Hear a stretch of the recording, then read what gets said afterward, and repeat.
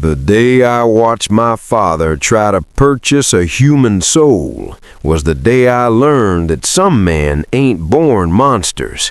They're made that way by a world that rewards cruelty and punishes mercy. Before we ride into this story together, I want to know, where in this big, beautiful world are you watching from right now? Drop your city or country down in the comments. There's something powerful about knowing we're all connected, strangers sharing a moment across the miles. Now, let me tell you about the summer of 1882 and the girl who changed everything. The Wyoming dust tasted like copper and regret that afternoon. I was 8 years old, small for my age, clutching my father's hand as we walked through the Cheyenne stockyards. The sun hung low and mean, casting long shadows across the pens where cattle shifted and bellowed, their eyes rolling white with fear. My father, Clayton Mercer, was the biggest cattle baron in 3 territories, a man who owned more land than most men could ride across in a week, and he was about to teach me the family business.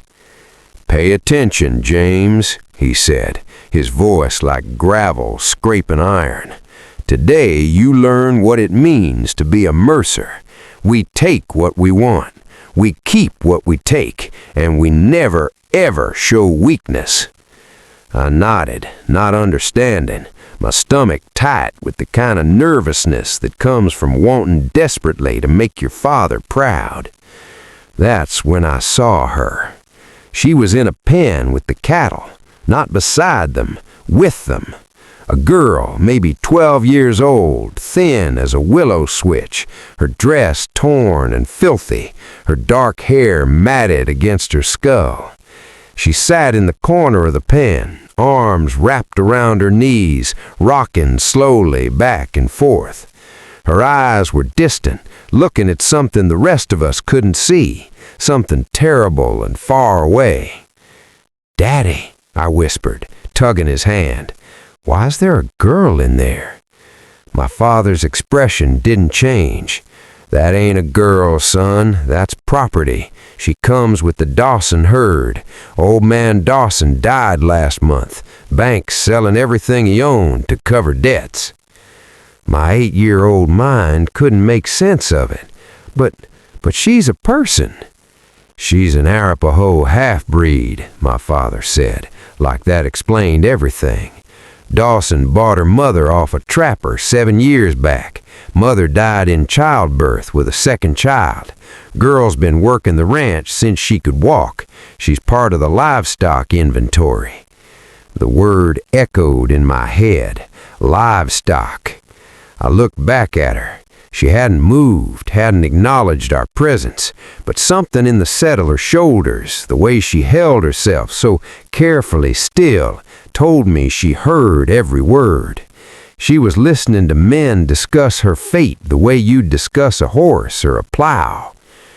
"Can we buy her, Daddy?" The words came out before I could stop them. My father's laugh was sharp. "Buy her? Boy, I'm buying the whole Dawson operation. She comes with the cattle, the equipment, the land rights, already paid for." "But where will she go? What will happen to her?" He looked down at me, and for just a moment, something flickered in his eyes, something that might have been disappointment. "She'll work the ranch same as she always has. Now stop asking fool questions and watch how a real negotiation works." But I couldn't stop watching her, and that's when she looked up. Our eyes met across 30 feet of dust and cattle smell and the broken dreams of men who'd bet everything on the land and lost. Her eyes were the color of prairie grass after the first frost, a gray-green that seemed to hold entire seasons. She didn't look away, and in that moment something passed between us, a recognition maybe, or a promise I didn't yet understand I was making. Then my father yanked my arm, pulling me toward the auction house, and she was gone from my sight. but never from my mind. The thunder of hooves shook the ground beneath my feet. I was 18 now, tall and lean, with my mother's dark eyes and my father's stubborn jaw. I'd grown into the Mercer name, whether I wanted to or not, learned to ride and rope and shoot with the best of 'em. But I'd never learned to be cruel the way my father demanded, and I'd never forgotten the girl from the stockyards. Her name was Kai. I'd learned that much over the years, though I'd rarely seen her. She worked in the far pastures, always at the edges of our vast operation, always silent, always alone. The ranch hands avoided her, afraid of my father's wrath if they showed her any kindness. She was a ghost on our land, moving through her days like smoke through a canyon, until the day everything changed. I was checking fence lines on the northern ridge when I heard the scream, high and sharp, cut off too quick. My blood went cold. I knew that scream meant one thing in cattle country. Someone was in trouble, the kind of trouble that ended in death if help didn't come fast. I kicked my horse into a gallop, racing toward the sound. What I found made my heart stop.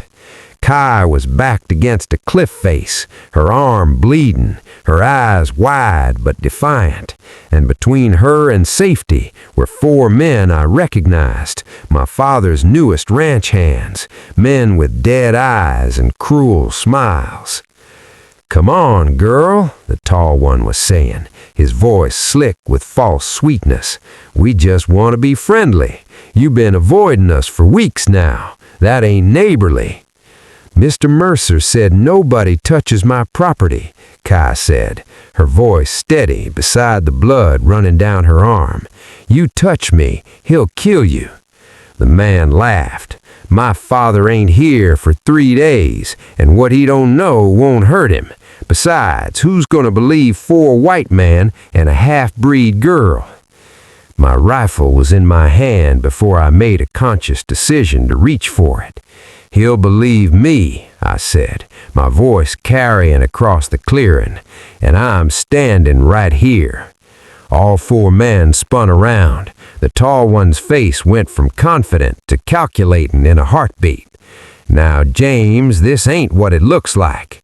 It looks like 4 grown men cornering a woman against a cliff," I said, chambering around. The metallic click echoed loud in the sudden silence, which means it's exactly what it looks like. You got 3 seconds to mount up and ride for the property line. After that, I start shooting. "Your daddy ain't gonna like this," one of them said. "My daddy ain't here. I am. 1. They exchanged glances, weighing their options. 2. The tall one's hand moved toward his gun. I fired. The bullet kicked up dust 3 inches from his boot. All 4 men scrambled for their horses like scalded cats, and within 30 seconds they were thundering away toward the horizon, a trail of dust marking their retreat. Only then did I lower my rifle and turn to Kai. She hadn't moved from the cliff face. Blood dripped from her arm where she'd caught it on barbed wire, but her eyes were locked in mine with an intensity that made my chest tight. "You didn't have to do that," she said finally. "Yes," I said, "I did." "They'll tell your father. Let 'em. He'll be angry. Let 'em."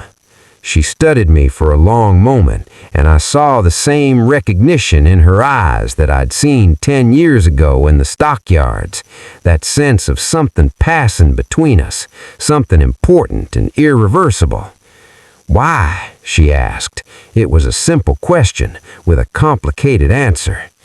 "Because 10 years ago, I watched your father buy you like you were an animal, and I've spent every day since ashamed that I didn't understand what I was seeing. I was 8 years old, and I asked him if we could buy you, like a toy or a pet. I didn't know what those words meant, but I know now, and I can't undo that day, but I can make sure nothing like that happens again, not while I'm breathing." Something shifted in her expression. The armor she wore cracked just slightly, and I saw the girl underneath, the one who'd been rocking in that cattle pen, the one who'd survived years of being treated as less than human. "Your arm needs tending," I said, moving toward her slowly, like approaching a wild horse. "Will you let me help?" She hesitated, then nodded. I tore a strip from my shirt and wrapped her arm gently, my hand shaking slightly as I worked. This close, I could see the scars on her hands, years of hard labor written in white lines across brown skin. This close, I could smell sage and wood smoke in her hair. This close, I could see that her eyes weren't just gray-green, but flecked with gold, like sunlight through leaves. "You remember me," she said softly as I tied off the bandage. "From that day, you were the boy who asked the question. I'm sorry. Don't be. You were the only one who saw me as a person worth asking about.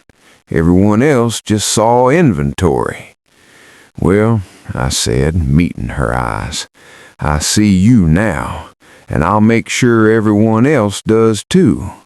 She smiled then, small, fragile, but real. "You're not like your father." "No," I agreed, "I'm not." What I didn't say was that my father would never forgive me for it. The storm came in fast, the way they do in Wyoming. One minute clear stars, the next minute the sky split open with lightning and rage. I was in the stable checking on a mare about to foal when the door crashed open. My father stood there, rain streaming off his hat, his face carved from stone and fury. "You fired 4 of my men," he said. It wasn't a question. "They were about to assault Kai," I said, standing my ground. "I gave them a choice, leave or die. They chose wisely." "That girl's been nothing but trouble since the day Dawson died," my father said, stepping into the stable. "Been thinking of selling her down to the Hopkins ranch. They could use another hand." My blood ran cold. The Hopkins ranch was notorious. Women sent there didn't last long, and the ones who survived weren't the same when they came back. "You can't do that," I said. "I can do whatever I want. She's my property. She's a human being." The slap came fast, catching me across the jaw hard enough to snap my head sideways. I tasted blood, but I didn't back down. "You don't raise your voice to me, boy," my father said, his voice deadly quiet. "I've built everything we have through strength. You want to inherit this empire someday? You need to learn that strength means making hard choices. That girl represents everything weak men cling to. Sentiment, mercy, compassion. Those things get you killed in this country." "Maybe," I said, spitting blood into the hay, "or maybe they make you human." My father stood at me for a long moment. "You care about her." It wasn't a question, but I answered anyway. "Yes." "Then you're a fool. She'll never be anything but what she is, a half-breed ranch hand with no future and no prospects. You associate with her, you drag the Mercer name through the mud. The Mercer name survived you buying human beings at auction," I said. "I think it'll survive me treating them with decency." The second slap was harder than the first. My ear rang, and I tasted more blood, but I kept my eyes on his.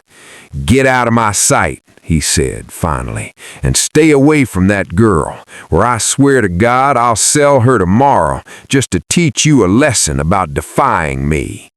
He turned and walked into the storm. I stood there in the stable, bleeding and shaking, and made a decision that would change everything. I found Kai in the high pasture where she spent most of her time, away from the main ranch, away from prying eyes. She was mending fence, her movements efficient and practiced. When she saw me, something guarded came over her expression. "You shouldn't be here. Your father threatened to sell you to the Hopkins ranch if I kept defying him." The color drained from her face. Everyone knew about Hopkins ranch. "Then you need to go, right now, before someone sees us together." "I'm not going anywhere," I said, "and neither are you. Not to Hopkins ranch, not anywhere you don't choose to go." "I don't have choices, James. People like me don't get choices." "What if you did? What if I could give you a choice?" She laughed, bitter and hard. "Unless you can change my blood or your father's mind, there are no choices for me. There's only surviving until I don't. Marry me." The words hung in the air between us like a gunshot echo. She stared at me. "What?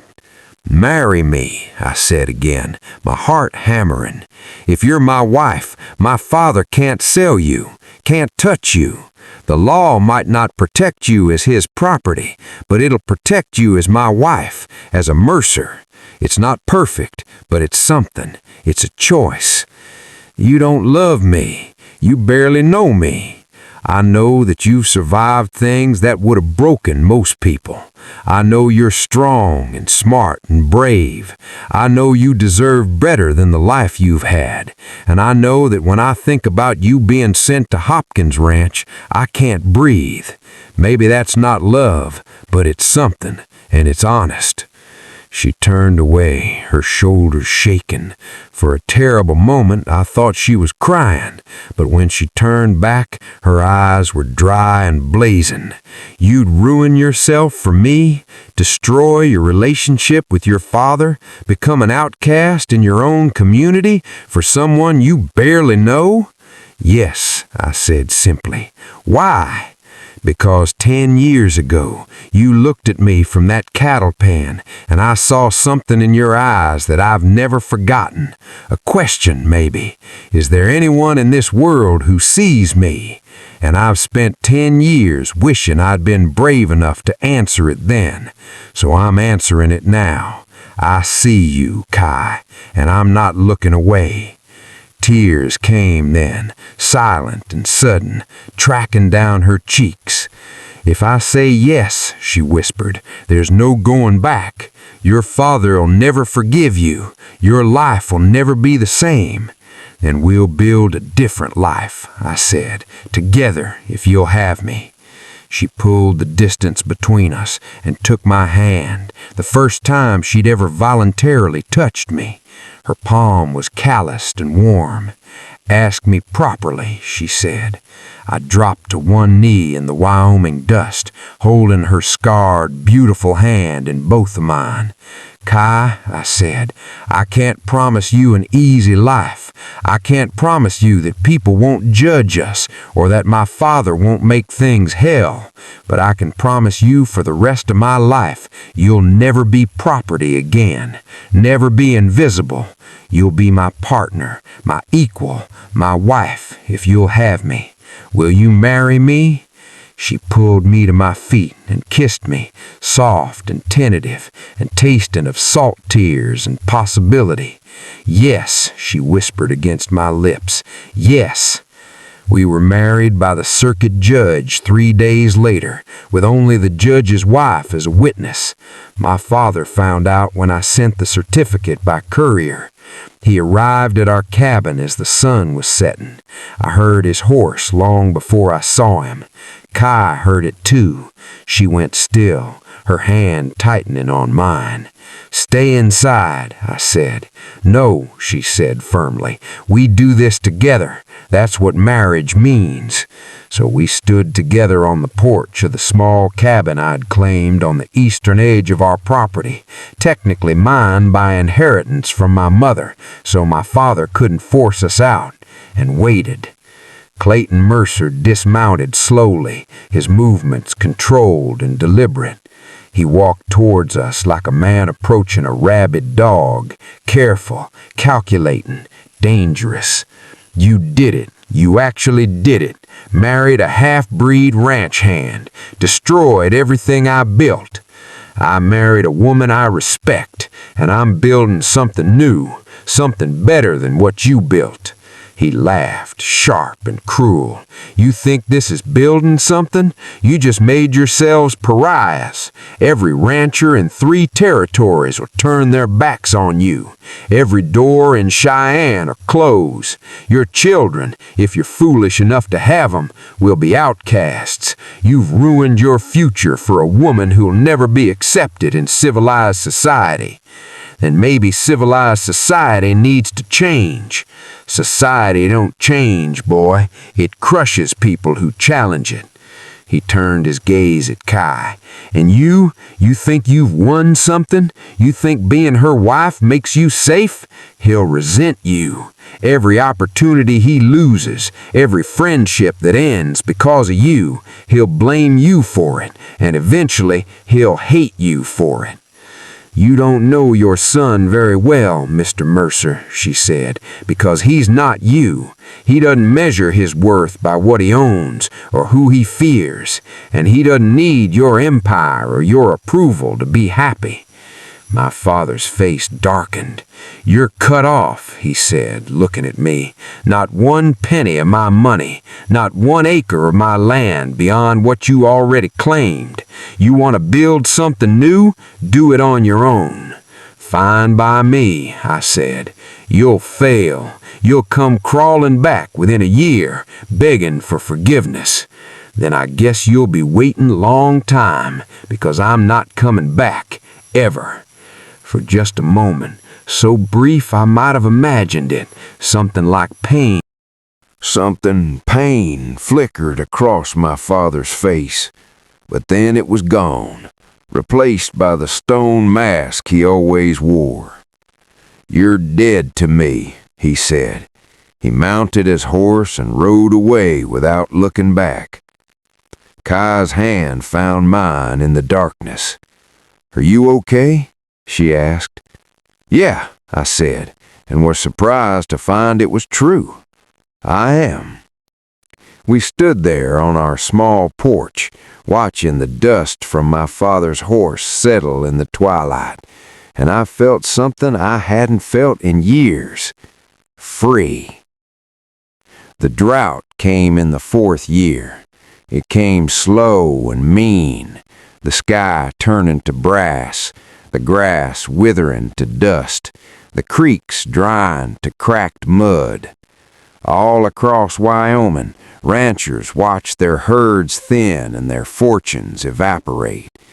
My father's empire contracted. Mine, small but carefully managed, survived. Kai had a gift for reading the land, for knowing where water would last longest, for managing resources in ways my father's brutal efficiency never could. Together we'd built something modest but sustainable. 100 head of cattle, a dozen horses, a cabin that had grown into a proper house, and we'd built something else too. Our daughter was 3 years old, wild-haired and fearless, with Kai's gray-green eyes and my stubborn chin. We named her Hope because that's what she represented, a different future, a better world. I was teaching Hope to ride when the rider came. He was one of my father's men. I recognized him from years back. His horse was lathered, his face grim. James Mercer, he called. That's me. It's your father. He's dying, asking for you. The world tilted sideways. Kai appeared in the doorway, reading my expression. Go, she said softly. Whatever's between you, don't let him die with it unsaid. I rode hard for my father's ranch, fear and anger and grief tangling in my chest. I found him in his bed, smaller than I remembered, his skin gray, his breath rattling. The doctor stood in the corner, shaking his head slightly when he saw me. "James," my father whispered. I sat in the chair beside his bed. "I'm here." "Stubborn boy, married that girl anyway." "Her name is Kai, and she's been my wife for 5 years. We have a daughter." Something flickered in his eyes. Curiosity, maybe, or regret. "A granddaughter?" "Yes." He was quiet for a long moment. I was wrong. The words were so unexpected I thought I'd misheard. "What?" "About strength, about what makes a man." He coughed, his whole body shaking. "I thought mercy was weakness, thought compassion would get you killed. But I'm dying alone in a big house, full of things I bought and people I paid. And you're happy. I can see it on your face. You're happy." Tears burned my eyes. "Yeah, Dad, I am." "The ranch," he said, "it's yours, all of it. Had my lawyer draw up papers. Waited too long to tell you, but it's yours." "I don't want it," I said. He smiled, a real smile, sad and knowing. "I know. That's why you should have it. You'll do better with it than I ever did. You'll treat the people who work it like human beings. He coughed again, harder. "You'll make it mean something good." "Rest," I said, taking his hand. "Save your strength." "No strength left to save." His eyes found mine. "I'm sorry, son, for all of it, for not being the father you deserved, for not seeing what you saw in that girl, Kai, for not seeing what you saw in Kai. You were braver at 8 years old than I ever was." "You're seeing it now," I said. "That's what matters." He died 3 hours later, his hand in mine, the Wyoming sunset painting the sky gold and crimson through the window. I inherited an empire I never wanted, but Kai and I, we transformed it. We freed the workers my father had kept in debt servitude, gave them fair wages and ownership stakes in the operation. We opened our land to families who'd lost everything in the drought, helping them rebuild. We built a school for all the children in the valley, white, Arapaho, Mexican, whoever wanted to learn.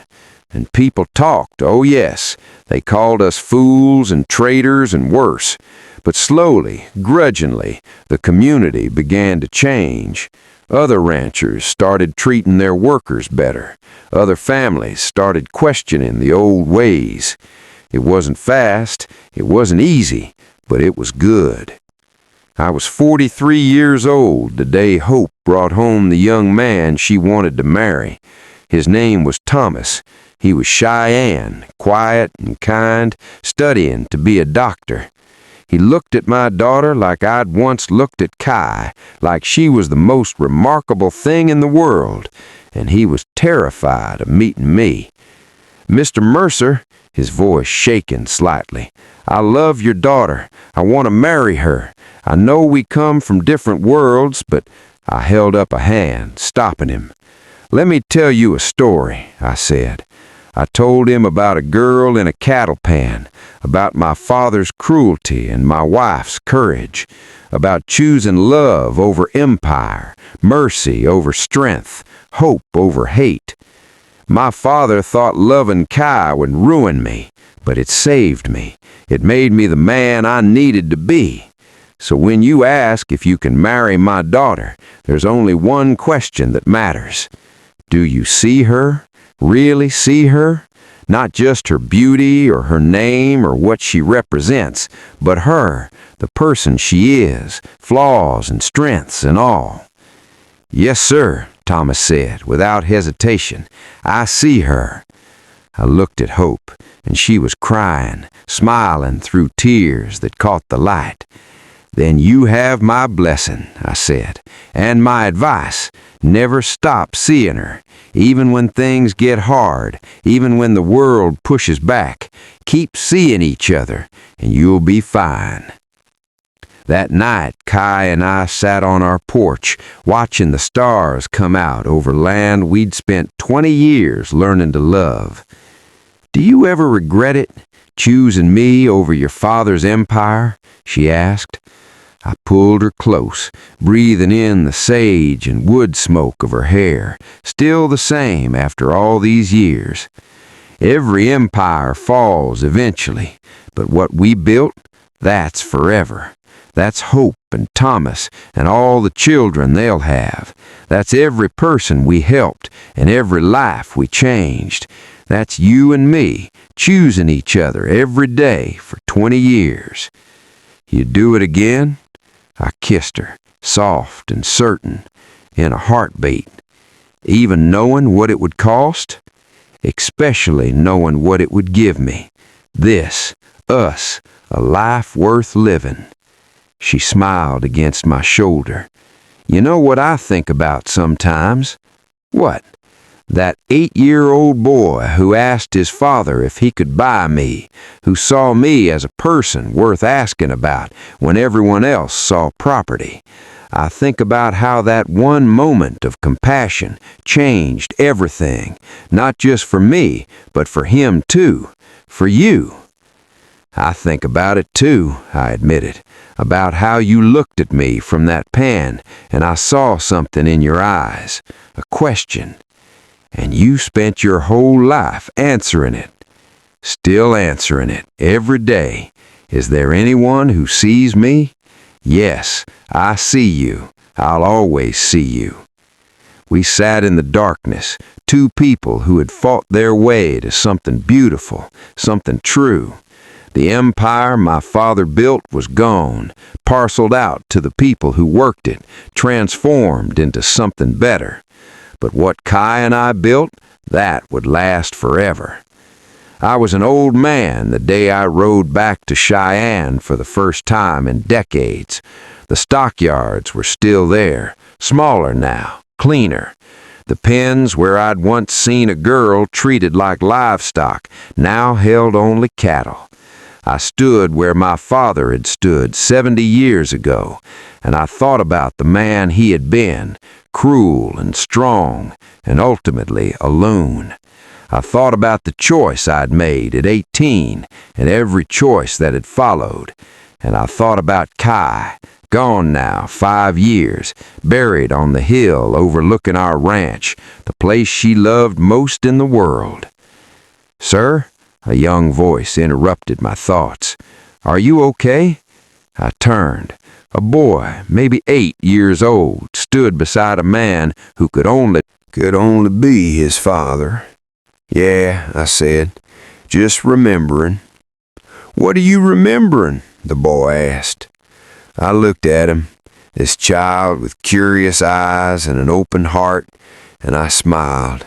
"A girl in a cattle pen," I said, "and the question that changed my life." "What question?" "Can we buy that girl, Daddy?" I said softly. "I asked that question when I was your age, and I've spent my whole life learning what the right answer should have been." "What's the right answer?" the boy asked. "You don't buy people," I said. "You see them, you respect them, you love them, and if you're very lucky, they love you back. That's not a transaction. That's grace." The boy thought about this, serious and solemn. "I'll remember that," he said finally. "Good," I said. "The world needs people who remember." I rode home as the sun set, my old bones aching but my heart light. I lived a long life, loved a remarkable woman, built something worth building. And when my time came, not long after, on a spring morning with wildflowers blooming and the wind carrying the smell of sage, my last thought was of gray-green eyes looking at me from a cattle pen, asking a question I'd spent a lifetime answering. Do you see me? Yes. Always yes. Forever yes. They buried me next to Kai on the hill. Our great-grandchildren planted wildflowers on our graves, the same kind that grew wild in the high pastures where we'd first told each other the truth.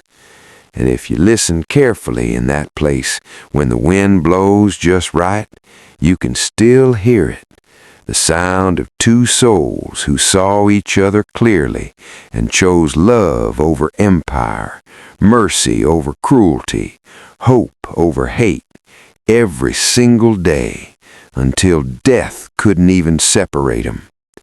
That's not just a love story, that's a revolution. And it started with one 8-year-old boy who asked the wrong question, then spent his entire life learning to ask the right ones. The end.